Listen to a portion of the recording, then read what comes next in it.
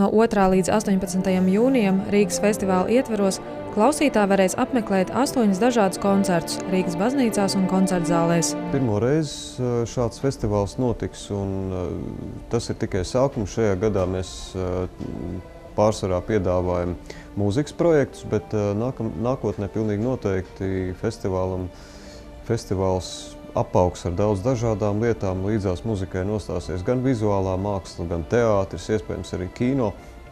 Un tā, lai tiešām cilvēkiem būtu iespējams ne tikai tāliem viesiem, arī šeit Latvijā dzīvojošiem, lai būtu iemesls atbraukt uz Rīgu un šeit pavadīt vairākas dienas. Par šī gada festivāla programmu jāsaka, ka viņa ir pietiekami daudzveidīga, un es šeit gribētu likt pirmkārt akcentu gan uz mūsu pašu muziku un uz mūsu pašu muziķiem. Un tas arī ir festivāla uzdevums parādīt tieši mūsu muziķus, gan viesiem, gan arī šeit rīdziniekiem, jo mēs dažkārt nenovērtējam to, kas atrodas mums tieši blakus. Un, ja mēs runājam par festivāla atklāšanas koncertu 2. jūnijā, kurš arī tiek veidots kā komponista Pētera Vaska dzimšanas dienas koncerts, tad visa muziķu plejāde, kas piedalīsies šajā koncertā, ir fantastiski. Un man jāsaka, ka visā pasaulē, kur šie muziķi parādās, uz viņu koncertiem biļetes tiek izpirktas zibenīgi un ir milzīga interese.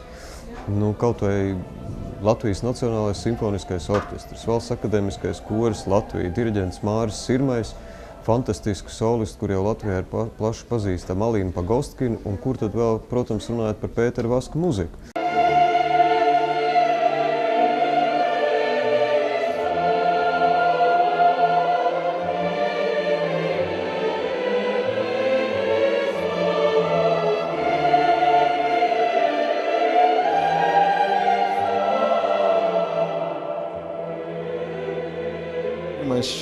Šī vakara koncertā skanēs skaņdarbs violei un stīgu orķestrim Vox Amoris, kas tā latviskā tulkojumā Vox Amoris, tas būs mīlestības balss.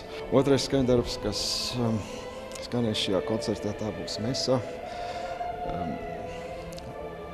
korim un stīgu orķestrim. Tas ir tāds darbs, pie kuras esmu vairāk kārtīgi atgriezies. Jāsaka, 3 reizes, jo kā pirmā versijā es to uzrakstīju tikai vienīgi korim, a cappella, pēc tam es uzrakstīju versiju korim ērģelēm, un tad beigās es nonācu pie tās pēdējās, tās svarīgākās versijas. Tā ir mesa korim un stīgu orķestriem.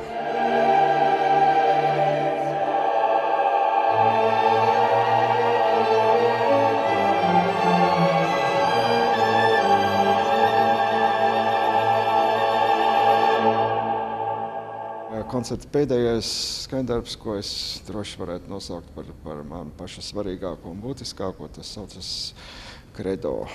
Tas ir mans ticības apliecinājums. Ja mēs runājam par pārējiem koncertiem, tad, protams, Latvijas radiokors ar Rahmaņinovu vesperēm, kā nakts koncerts, brīnišķīga meditācija. Pirmoreiz Latvijā viesosies izcili muziķi, kas ir Sanktpēterburgas stīgu kvartets ar krievu klasiku. Interesants projekts, protams, Anna Saksa pasaks par ziediem. Tas gan vairāk ir kā teātris šeit Spīķera koncertzālē. Ļoti interesanta sadarbība, manuprāt, būs vērot, kā Taipējas simfoniskais orķestris sadarbosies ar mūsu izcilo pianistu Vestardu Šimku. Vēl viens projekts, kurš veltīts Zviedrijas nacionālajai dienai. Zviedru izcils tenors Mats Karlsons sniegs fantastisku koncertu ar ļoti populārām operu ārijām.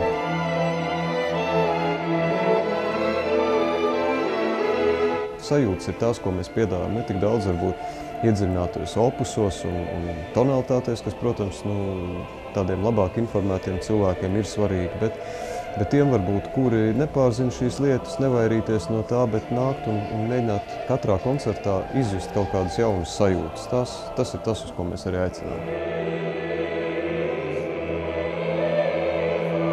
Vairāk informācijas Rīgas festivāls LV.